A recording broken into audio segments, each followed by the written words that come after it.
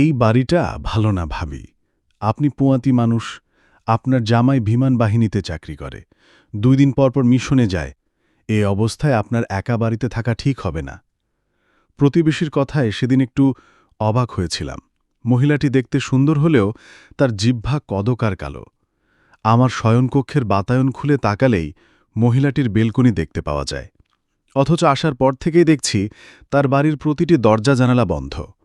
জানালে আবার পর্দাও টানানো। ঘরের মধ্যে মানুষ আছে, কিন্তু তা বাহিরে থেকে আন্দাজ করা মুশকিল। এই তো মাত্র 2 সপ্তাহ হলো গাজীপুরে শিফট হয়েছি, আমি আর আমার হাজব্যান্ড। ছোট থেকে আমার বেড়ে ওঠা ঢাকাতেই, তাই গাজীপুরের এমন গাছপালা আচ্ছাদিত পরিবেশ আমার জন্য একেবারে নতুন।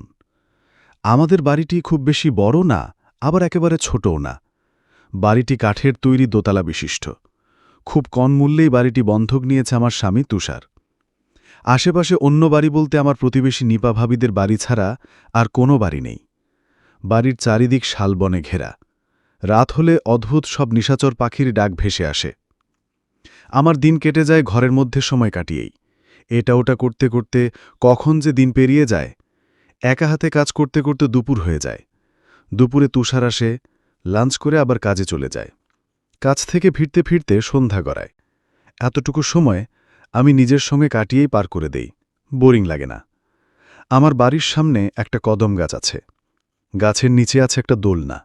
মাঝে মধ্যেই বিকেল হলে আমি দোলনায় গিয়ে বসি। মৃদু বাতাসে কখনো বা দোলনায় বসে গুনগুন করতে করতে বই পড়ি, ভালোই লাগে। নিপা ভাবি মাঝে মধ্যেই তখন আমার কাছে আসেন, এই বাড়ি এই জায়গা নিয়ে নানা অপ্রকৃতস্থ গল্প বলেন। ভূতের গল্প আমার বেশ লাগে, তবে আমি ভূতে বিশ্বাসী নই। কিন্তু জিন যে আছে সেটা আমি মানি, বিশ্বাস করি। আজ বিকেলও আমি দোলনায় এসে বসি। গোসল করে মাত্রই চুল শুকানোর জন্য বাহিরে এসে বসেছি। সঙ্গে নিয়ে এসেছি হুমায়ূন আহমেদের দেবী বইটি। কতবার পড়েছি এই বই, তাও একটুও অভক্তি জাগে না। আপনার কয় মাস চলে? হঠাৎ অপ্রস্তুত কণ্ঠস্বরে আমি ভরকে উঠি। পেছনে ফিরতেই দেখি নিপা ভাবি। আরে আপনি, আমি তো ভয় পেয়ে গিয়েছিলাম। আর আপনি আমাকে নাম ধরে চাইলে ডাকতে পারেন, জুলফা আমার নাম। নিপা ভাবি কদম গাছের সঙ্গে হেলান দিয়ে বলল, আপাতত ভাবি বলেই না হয় ডাকি। আচ্ছা, উত্তর দিলেন না যে, কয় মাস চলে আপনার? আমি বইয়ের পাতায় চোখ বুলিয়ে জবাব দিলাম, 3 মাস। 3 মাস চলে আমার। ভাবি, আপনার বাড়িতে কে কে আছে? মানে অনেক দিন তো হলো এখানে এসেছি, আপনাকে ছাড়া আর কাউকেই দেখলাম না। বাচ্চারা কোথায়? আমার কোনো বাচ্চা নেই, তবে একটা বাচ্চার অনেক শখ। আপনার বাচ্চা? আর কিছু বলার আগেই তুষারের গলা কর্ণকুহরে এসে ঠেকল। বইয়ের পাতা থেকে চোখ সরিয়ে সামনে তাকাতেই দেখতে পেলাম তুষার দাঁড়িয়ে। কদমবাচের দিকে তাকাতেই দেখি নিপা ভাবি কোথাও নেই। ওমা, মহিলাটি গেল কোথায়? একটু আগেই তো এখানে ছিল। এমন দুপুরবেলা তুমি এখানে কি করছো? জানো না এমন সময় অনেক কিছু বেঁচে চলতে হয়? চলো ঘরে চলো। আমি প্রত্যুত্তর না দিয়ে তুষারের সঙ্গে ঘরে চলে আসি। তবে মনের মধ্যে একটাই প্রশ্ন বারবার স্লোগান তুলছে, নিপা ভাবি কোথায় গেল? ঘটনার সূত্রপাত সেদিন থেকেই। মাঝরাতে হঠাৎ পেটে প্রচণ্ড ব্যথা অনুভব হতেই ঘুমটা ভেঙে যায় আমার। ভেবেছিলাম তুষারকে জাগিয়ে তুলব, কিন্তু এই সামান্য কারণের জন্য তাকে জাগিয়ে তোলার ইচ্ছা হল না। সারাদিন কত খাটুনি করে লোকটা। ঘড়ির কাঁটায় তখন বোধহয় 2:35। আমি বিছানা ছেড়ে সিঁড়ি বেয়ে নিচে নেমে আসি। রান্নাঘরে যাই, ফ্রিজ থেকে ঠান্ডা পানি বের করে পান করি। হঠাৎ মনে হলো ড্রয়িং রুমে কেউ একজন বসে আছে, এক নাগাড়ে কিছু একটা বিড়বিড় করছে। বিস্ময় আমার ভ্রু কুঁচকে এলো। মাত্রই তো ড্রয়িং রুমের সামনে দিয়ে এলাম, তখন তো কাউকে দেখলাম না। সাহস করে ড্রয়িং রুমের দিকে এগোতে লাগলাম। যত এগোচ্ছি ততই শব্দটা বেড়েই যাচ্ছে। সঙ্গে সোফায় বসে থাকা ব্যক্তির ছায়াটাও ড্রিম লাইটের আলোয় বড় হচ্ছে। কাছে যেতেই দেখি একটা কালো কুচকুচে বিড়াল আমার দিকে অদ্ভুতভাবে তাকিয়ে ম্যাও ম্যাও করছে। বিড়বিড় শব্দটা এখন আর নেই, বোধহয় মনের ভ্রমই ছিল। এদিকে একটা বিড়াল, কিন্তু এটা ভারে কি করে ঢুকল? হঠাৎ চোখ যায় জানালার দিকে। দেখতে পাই জানালা খোলা, তার মানে জানালাটা আজকে আর লাগানো হয়নি। কিন্তু স্পষ্ট মনে আছে বিকেলে আমি রোজকার মতো সব জানালা বন্ধ করে দিয়েছিলাম। বিড়ালটিকে তাড়াতে হয় না, সে নিজেই জানালা দিয়ে বেরিয়ে যায়। হঠাৎ আমার চোখ যায় জানালার বহির্ভূত দৃশ্যের দিকে। কিছু একটা দেখা যাচ্ছে, অথচ কি দেখা যাচ্ছে তা আমি ঠিক করে আন্দাজ করতে পারছি না।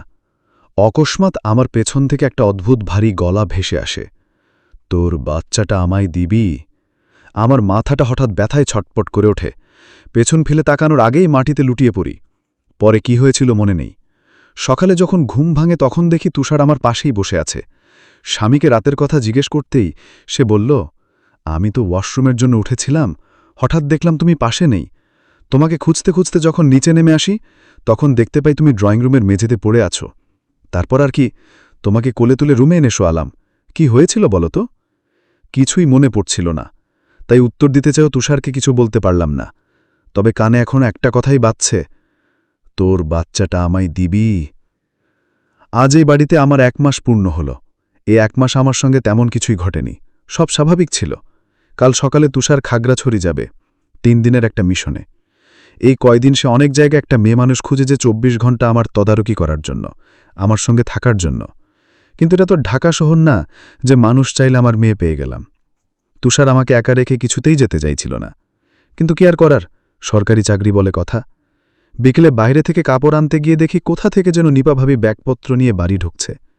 সঙ্গে ছোট একটা মেয়ে, একজন পুরুষ আর 2জন বৃদ্ধ বৃদ্ধাও ছিল। আমি ভাবি বলে হাঁক ছাড়তেই সে আমার দিকে ভ্রু কুঁচকে তাকালো। ভাবি, কোথা থেকে আসছেন? এত সব নিয়ে কোথায় গিয়েছিলেন? যাক, 1 মাস পর আপনার পরিবারের সদস্যদের দেখা মিলল। বাচ্চাগুলো তো বিকেলে বাহিরেও আসে না। নিপা ভাবির কপালে ভাঁজ পড়ল এবার। সে আমার দিকে এবার তাকালো, তারপর বলল, আপনি আমাকে কি করে চিনেন? আমার নাম কি করে জানলেন? আর আপনাকে তো আমি ঠিক চিনতে পারলাম না। নিপা ভাবির কথায় আমি পুরোই কিম কর্তব্য বিমূঢ়। এসব কি বলছে উনি?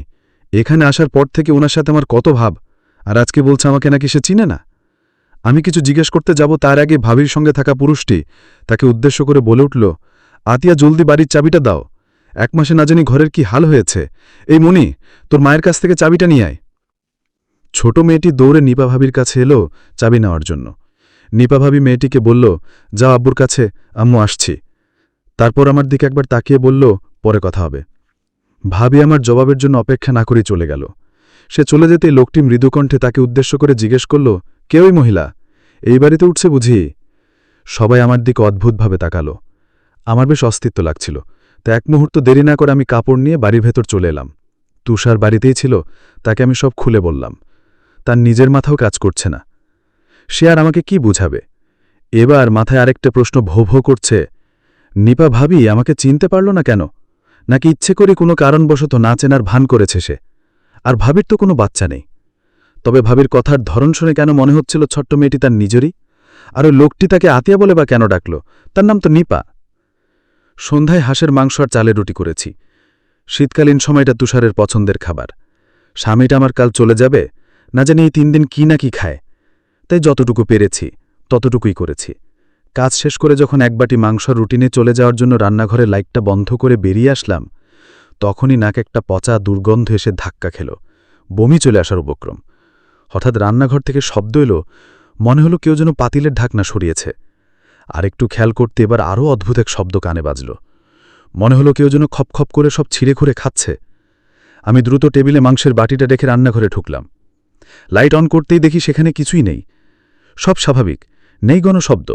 সে কোলাহল। ধ্যাত, আজকাল হরর মুভি একটু বেশি দেখা হচ্ছে, তারই ইফেক্টে সব। সেদিন রাতে আমি সবচেয়ে বেশি অবাক হই যখন রাতে খাবারের সময় রান্নাঘরে গিয়ে দেখি মাংসের পাতিল 1 টুকরো মাংস নেই। পাতিলের তলায় শুধুমাত্র পড়ে আছে ঝোল। পরপর কেমন যেন অদ্ভুত সব ঘটনা ঘটে যাচ্ছে। এখন নিজের ভেতরে খানিকটা ভয় কাজ করা শুরু করে। সব সময় তো সবকিছু একজন মানুষের ভ্রম হওয়া সম্ভব নয়। তুষারকে বিষয়টা জানানোর পর সে বলে, আজ তো রাত হয়ে গেছে, সকালে আমাকে আবার খাগড়াছড়িও যেতে হবে। 3 দিন একটু কষ্ট করো। যদি দেখো 3 দিনের সব স্বাভাবিক আছে তাহলে তো ভালো, তা না হলে আমি বাড়ি ফিরেই হুজুরকে নিয়ে একটা মিলাদের ব্যবস্থা করব। আমিও তাতে রাজি হলাম। তবু তুষার আমাকে ফেলে যেতে বেশ চিন্তা হচ্ছিল। তাই সে আমার ছোট ননদকে কল করে 2-1 দিনের ভিতর এখানে আসতে বলে। সঙ্গে আমার শাশুড়িও আসবে। শুনে একটু খুশি হলাম। বাড়িতে একা থাকার চেয়ে তাদের এখানে চলে আসাই ভালো। এমনি তো বছর শেষে আমার শ্বশুর শাশুড়ি আর ননদ দেবরের এখানে চলে আসার কথা, কিন্তু সামনেই দেবরের এক্সাম আছে, তাই সবাই ঠিক করেছে একেবারে বছরটা শেষ করেই তারা এখানে শিফট হবে। পরের দিনটা আমার খুব একটা ভালো যায় না। তুষারের জন্য অনেক মন খারাপ হচ্ছিল। অদ্ভুত একটা ভয় মনের মধ্যে বাসা বেঁধে বসেছিল। সেদিন রাত 1:30টায় হঠাৎ বিকট এক শব্দে আচমকা ঘুম ভেঙে যায় আমার। রাত ভালোই হয়েছে, আমার আবার একটা অদ্ভুত বিষ আছে, একবার ঘুম ভাঙলে সহজে ঘুম আসে না। তুষারটা চলে গেছে বিধায় মনটা কেমন কেমন জানি করছে। সারাটা দিনও আজকে কেমন যেন একঘয়ে কেটেছে। ফোনটা হাতে নিয়ে কিছুক্ষণ ফেসবুকে স্ট্রোলিং করতে থাকি। হঠাৎ তুষারের কল আসে। প্রথম একটু অবাক হই, এত রাতে কল করেছে। পরে ভাবলাম সারাদিন কাজ করে এখন হয়তো রাত জেগে বন্ধুদের সঙ্গে আড্ডা দেওয়া হচ্ছে। ফোন রিসিভ করতেই তুষার একটা কথাই বলল, সব ঠিক আছে? বাস সঙ্গে সঙ্গে লাইনটা কেটে যায়। নেট সমস্যা হয়তো। আমি উঠে বারান্দায় যাই। হঠাৎ দোলনার দিকে তাকাতেই মনে হলো কেউ যেন দোলনায় পা ঝুলিয়ে বসে গুনগুন করছে। মেলি কণ্ঠস্বর। আমার শরীর শিওরে ওঠে। আয়াতুল কুরসি পড়তে পড়তে বারান্দার দরজা বন্ধ করে রুমে চলে এলাম। তুষারকে বেশ কয়েকটি কল করি, কিন্তু ফোন বন্ধ দেখাচ্ছে। খুব ভয় করছিল আমার। হঠাৎ আননোন নাম্বার থেকে একটা কল আসে। কলটা ধরতে ওপার থেকে ভেসে আসে একটা অস্পষ্ট কণ্ঠ। ভয়েসটা কেটে কেটে আসছিল। ভাবলাম হয়তো কোনো সমস্যা হয়েছে দেখে তুষার অন্য কারো নাম্বার থেকে কল করেছে। নেট সমস্যার কারণে কথা অস্পষ্ট শোনাচ্ছে। একটা কল আসার পর আর